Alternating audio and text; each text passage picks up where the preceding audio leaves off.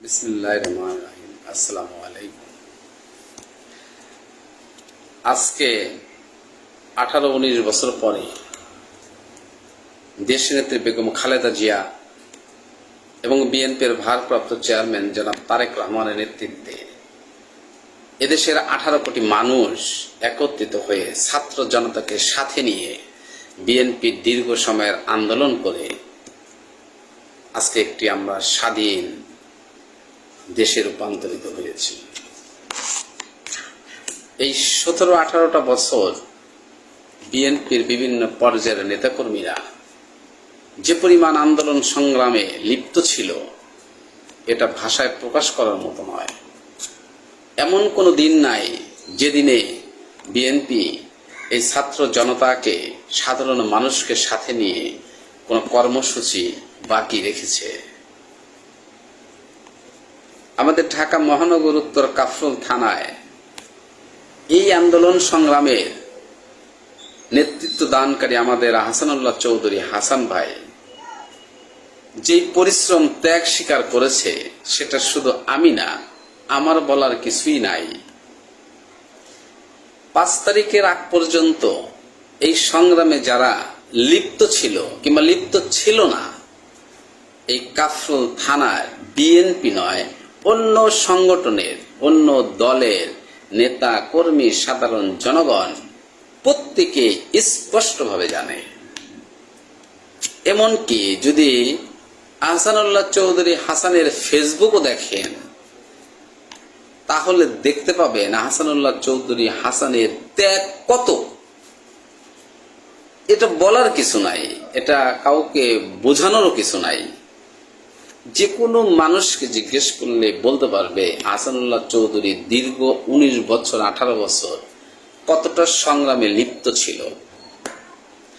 বিএনপির ঢাকা মহানগরের অনেক নেতা কর্মী বিএনপিতে যোগও দিয়েছে 2010 সালের পরে, অথচ আহসানুল্লাহ চৌধুরী হাসান এই কাফরুলের ছাত্র দলের প্রতিষ্ঠাতার সভাপতি। উনি একবার বেগম খালেদা জিয়ার আদর্শিত হয়েছে, তখন থেকে যে উনি বিএনপির প্রতি তার ভালোবাসা, তার যে ত্যাগ কষ্ট, তার সাহসী ভূমিকা আওয়ামী লীগের বিরুদ্ধে, এটা অনস্বীকার্য। এটা নতুন কাউকে বোঝানো যাবে না যে না দেখেছে। এটা ঢাকা মহানগর উত্তর দক্ষিণ এমন কোন প্রাক্তন, প্রবীণ, নবীন এমন কোন নেতা কর্মী নাই যে না জানে আহসানুল্লাহ চৌধুরী হাসানের ভূমিকা, জনাব তারেক রহমানের প্রতি তার শ্রদ্ধা, তার কর্মসূচির প্রতি তার ভালোবাসা, শ্রদ্ধাবোধ, এটা অনেক নেতাদেরই নাই যেটা আহসানুল্লাহ চৌধুরী হাসানের আছে। কিন্তু অত্যন্ত দুর্ভাগ্য, অত্যন্ত কষ্টের সাথে বলতে হচ্ছে 5 তারিখ পর্যন্ত দীর্ঘ সময়ে আহসানুল্লাহ চৌধুরী সহ বিভিন্ন ওয়ার্ডের নেতৃবৃন্দরা যে কঠোর পরিশ্রম করছে তার ফলস্বরূপ তাদেরকে দেওয়া হয়েছে বহিষ্কারাদেশ এই 5 তারিখের পরে। এখন বিএনপির মিছিল মিটিং এ যে সমস্ত লোকজন আমরা দেখি, এদেরকে 5 তারিখের আগে আমরা কখনো দেখি নাই। তারা আমাদেরকে বলতো তোমরা কিসের রাজনীতি করো, কেন এগুলি করো? বিএনপি জীবনে ক্ষমতায় আসবে না, আওয়ামী লীগ ক্ষমতাতে যাবে না। তারা উৎসাহ তো দূরের কথা, আমাদেরকে নিরুৎসাহিত করত। সেই সমস্ত লোকগুলো এখন কাফরুল থানাতে বিএনপির আগে দাঁড়িয়ে থাকে। আমরা আহসানুল্লাহ চৌধুরী হাসানের ডাকে আমরা যখন মিছিলে যেতাম, আমরা যখন কোনো প্রোগ্রামে যেতাম, তখন আমরা নিজেরাই ব্যানার ধরতাম, এর পিছনে কোনো লোক আমরা দেখতাম না সহজে। এই কথাগুলো বলছি আমি শুধু বিএনপির পরিবারের জন্য, অন্য কোনো কারোর জন্য নয়।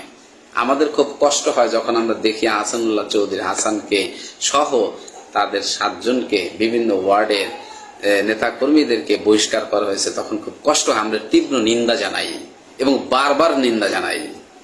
ঢাকা মহানগর উত্তর বিএনপির একটু চিন্তা করা উচিত ছিল, একটু ভাবা উচিত ছিল, শোকজ করা উচিত ছিল যে কেন তাদেরকে বহিষ্কার করা হবে।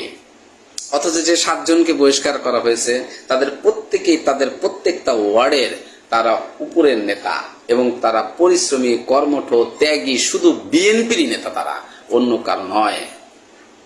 তারা দেখেন,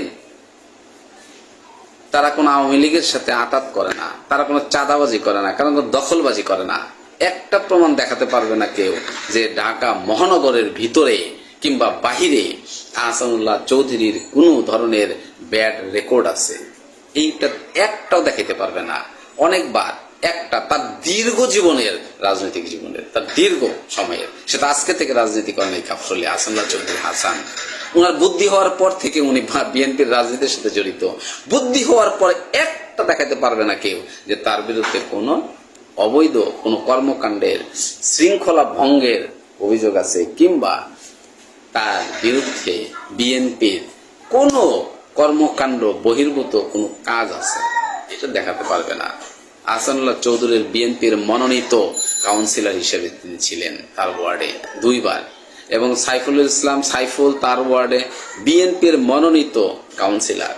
যখন একটা মানুষকে মিছিল করার জন্য পাওয়া যেত না, ওই মুহূর্তে দুঃসাহসের সঙ্গে তারা কাউন্সিলর নির্বাচন করেছেন। এই দুঃসাহস কিন্তু এখনকার নাই। এরকম দুঃসাহসের মানুষ এখন আমরা দেখি না। সব আমরা আবারও এগুলির তীব্র নিন্দা জানাই। অন্য ওয়ার্ডের কবির ভাই, আলম ভাই, হানিফ ভাই, এরা সব বিএনপির মূলধারা রাজনীতির সাথে জড়িত। তারা কোনো আওয়ামী লীগ অন্য দলের সাথে না আছে, কোনো দালালি, এদের কোনো কর্মকাণ্ড নাই। কিন্তু দুর্ভাগ্য যে তাদেরকে বহিষ্কার করা হয়েছে। আমরা চাই এদের প্রত্যেকেরই নির্বাচনের আগে তাদের বহিষ্কার দেশে উদ্র করে তাদের প্রত্যেকটা জায়গায় তাদের যোগ্য নেতৃত্ব প্রদান করা।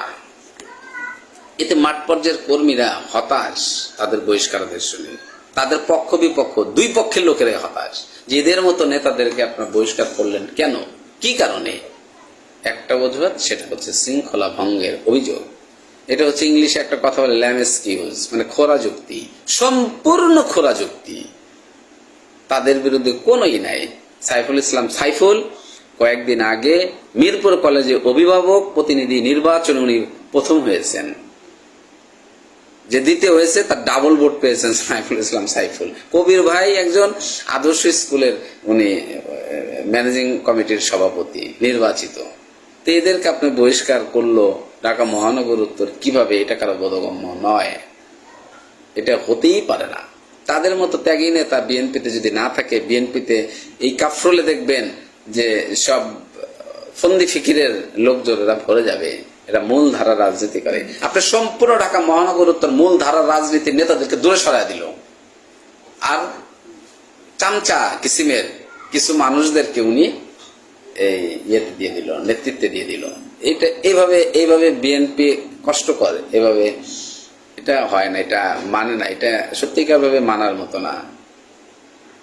আমরা আকুল আবেদন জানাই জনাব তারেক রহমানের কাছে এবং খালেদা জিয়ার কাছে, বিএনপির নির্বাহী কমিটির কাছে, ঢাকা মহানগর উত্তরের কাছে এই বহিষ্কার রুদ্ধ করুন। সবাইকে ধন্যবাদ। আসসালামু আলাইকুম।